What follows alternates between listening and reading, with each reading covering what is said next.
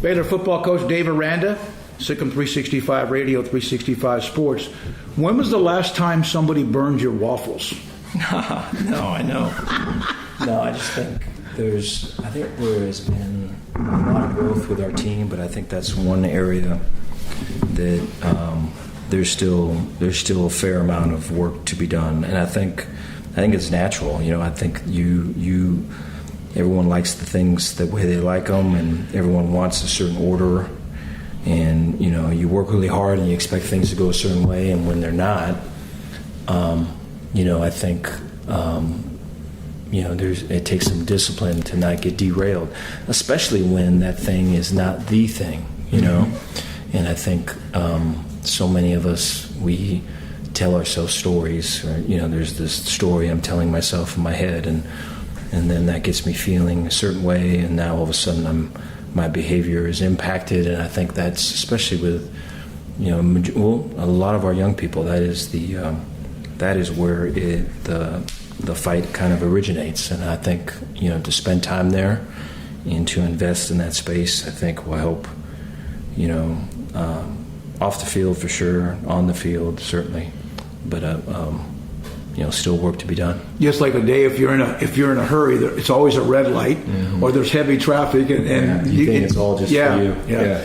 So you are a physical football team, and obviously that's what you've done with your running game, but defense as well. Can you try to give me an example of how intense Tuesday inside run drills are, and what that has done for your football team?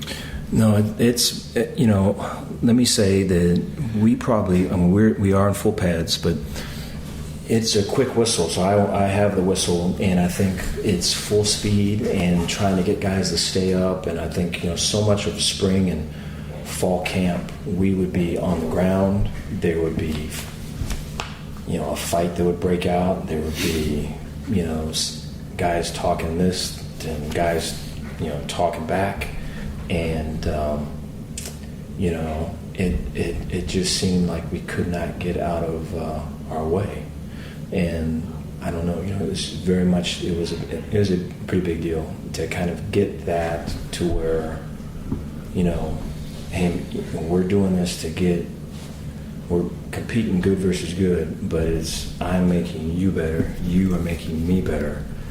That is more the issue, because we're all going to play so-and-so university. That is more the issue than, I'm beating you or you're beating me. And I think so much of it in the beginning was that. And I think it's one thing to understand that in a classroom. It's another thing to be in an arena and to have, heated competition, pressure, and all that, to exercise that. And so it took us quite a while. So it's at the point now to where full pads, it's full speed. We'll have 20 some plays, and there'll maybe be two guys on the ground, one guy on the ground. So I think that's an example of what we just talked about. That's the inside work being reflected on the outside, and so it's that allows us now their understanding of pushing each other. And there's team, there's unit, and there's me. I think most folks are going to think of me, and then they're going to think of I'm on offense or I'm on defense. They're going to think of the unit, and then the last thing they're going to think of is the team. Right. And so to flip that upside down is team first. No superstars, no superstar coaches.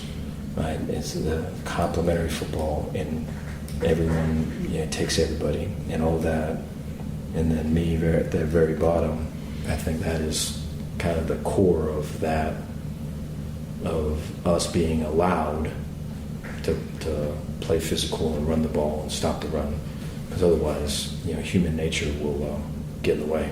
And not a lot of that anymore in football, is there? As far as practice, it seems like it's getting more and more away from that. Mm-hmm. The less time to practice, less contact because of injuries, and obviously the NFL with the salary cap and all that. But is it getting away from that, or is that just something you feel like? It's not like you do that every day, but yeah, I think it's not as common as it was. I think our understanding of how to take care of each other and how to practice, as well as a quick whistle, I think aids. in our ability to kind of keep it going. I think, if there is a so that's thud tempo for us. So if there is a you and I head up and we're in a short distance, I will thud you up if I'm on defense. Meaning I'm gonna chest pop you, hit on the rise, and we use the word. We used to use the word entanglement until it got hijacked. So it would be an entanglement, a chest pop and a hip pop, and there'd be a full body on you, and that would be in tight quarters. And then if it is more space, a thud would be long stride to a short stride, working off to a side. So not encouraging kind of knockout shots because it's unnecessary. We want to get in position to make a play. We're not. It's not about wiping somebody out. And so I think those things took some time to get across, and I think that's made a difference in that we can have 9-on-7, this week in November. Isn't that something that when you played the game, you were, a battering ram? Mm-hmm. You broke your helmet one time, blood coming down your forehead. Isn't that what you loved? Did you thrive on those kind of drills? Yeah, we practiced the opposite of how I would have played. Yeah. But I think the game has changed. And I think the I was not very. I was probably more me than unit, not really thinking of the team. I was thinking about how can I earn this spot? How can I make my mark? How can I? No one sees me. I need to play.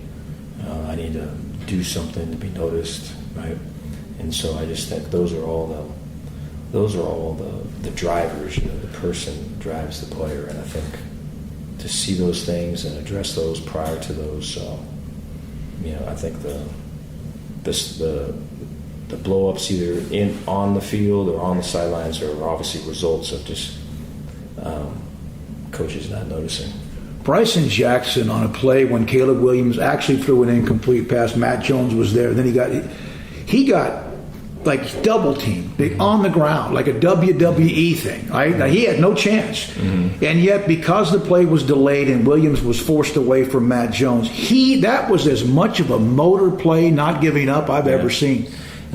Bryson's been coming on for a couple weeks. I think, we call it above the line and below the line throughout the week, and highlight and effort. And so when we do above the line would be the standard. And we use the term Baylor ID, so we have a thumbprint, and it all goes out this is our identity. And Bryson has been on there a bunch, and just his effort throughout practice and his care factor, and just I think he was on there twice last week. And so those things, when that is connected, and as coaches and as teammates, you see that, and there's a trust in him, and there's a belief, even stronger belief in him, and then he gets opportunities because he's earned them, and then when he has the opportunities, he shows you completely who he is and plays green. It doesn't hold back. Right. That's such a cool deal. That's the way you'd like it all to go.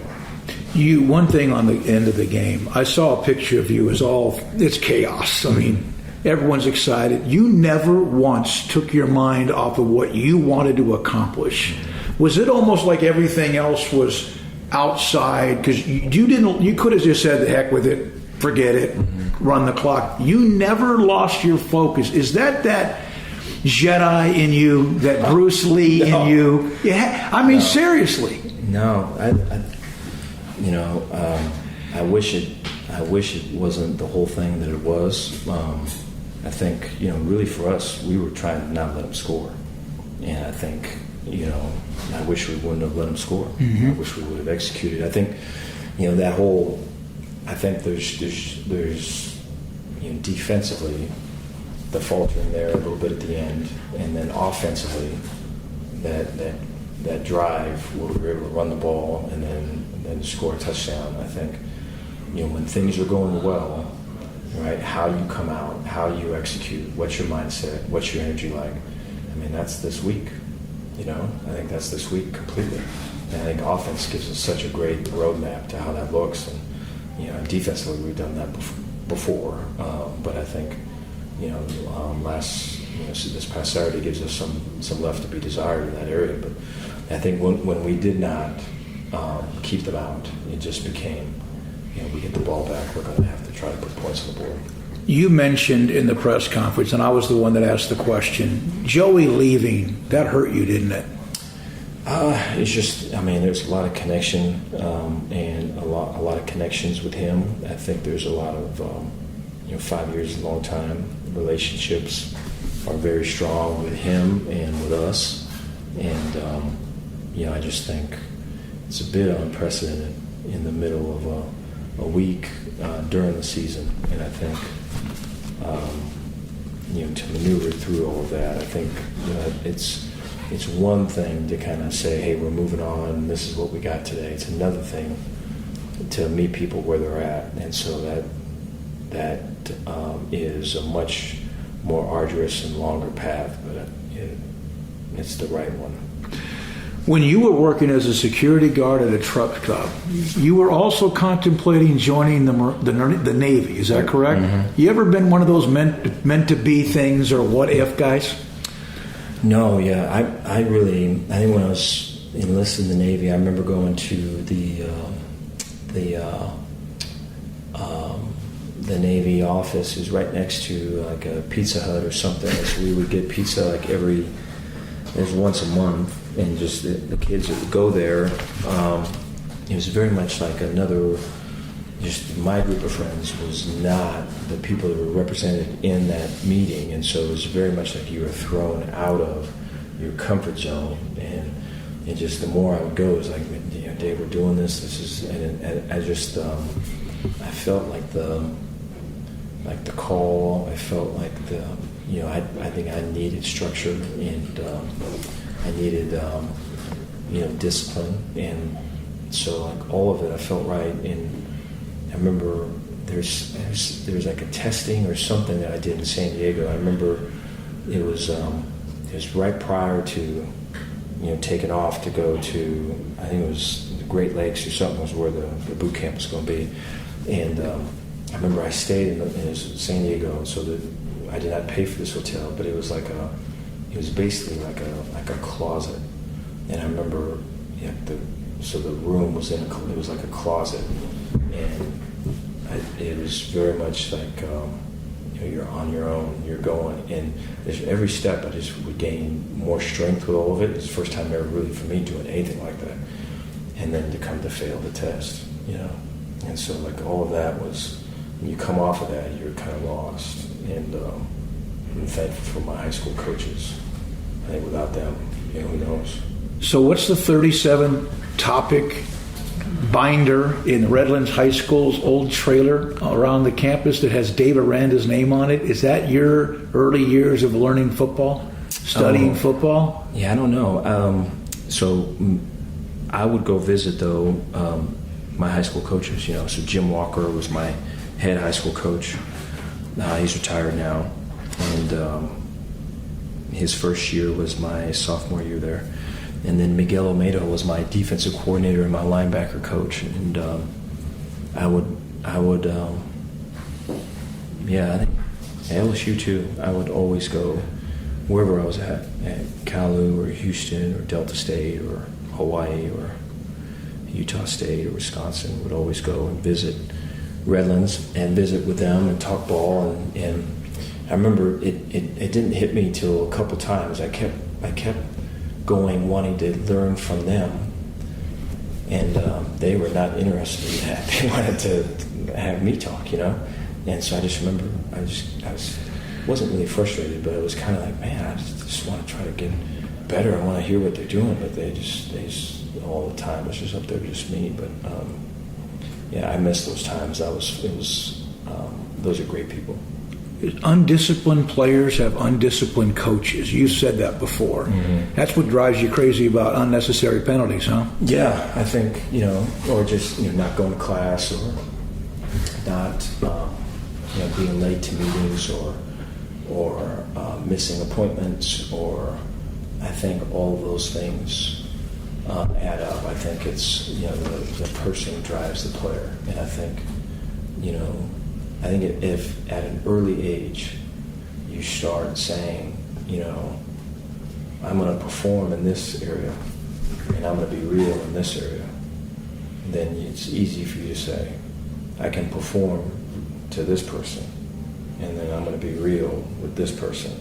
And all of those, that's just a path that's not good to go on. I just think the more integration you do of who you really are into all areas, the better off you'll be. One more thing. What's your favorite, if you had a favorite go-to meal, dinner, if somebody was to cook Dave Aranda the meal he wanted, I'm not saying your last meal, what would it be? Would it be Cajun food from your days at LSU, fish tacos from California, Tex-Mex, steak and potatoes? Is there one? Yeah, I don't know. I don't really eat. I think Well, I heard about the fact you engulf an extra large pizza because that's just one more thing off your plate, right? Yeah. So I'll eat when I feel like I'm gonna faint, when I feel like I need some food. Not good. And so I'll eat then. But like Saturday after the game, I'll have a steak, and so it'd probably be that. I think but I've never thought really of food as my wife is very different. She can taste the differences and all these things, and likes to have taste or try different things where it's just food is something for me to check the box and let's get on to whatever we have. This team's grown up in front of you, aren't they? You made the comment about the orphan or being a family. Is that what you meant? Yeah, I think when I'm obviously I have not been an orphan, but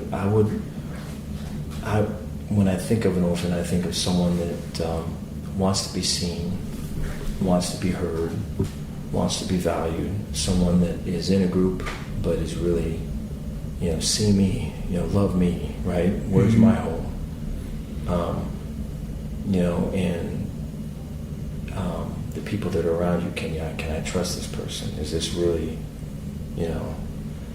there may be some manipulation just naturally involved because I'm trying to get what's best for me. And I just think to go from an orphan to a family is where there's connection, where you can be you and not have to be anybody else. And you can have trust. And, I think you're comfortable in your own skin. I think that is quite a journey, and it takes work of wherever people are at, going down to find them. And I think, I think that there's a lot of work with that, coaches, players, both ends of it. And I think that's still ongoing. I think the importance of discipline, I think, is a thing that I think is hard, especially for younger kids. The importance of who you are as a person, I think, is hard, especially for younger kids. They're not 40-year-olds with families, and they've gone through midlife and this whole thing, and they have not, And I just remember when I was a kid, and it's way different than that now. And so I think there's things that I'm improving on the messaging, but then I think I think we can see each other's hearts, and so they know it's coming from a spot that's real, at least. Thanks, Dave. Appreciate it. Baylor football coach Dave Aranda, Sikkim 365 Radio, 365 Sports. All right, when we come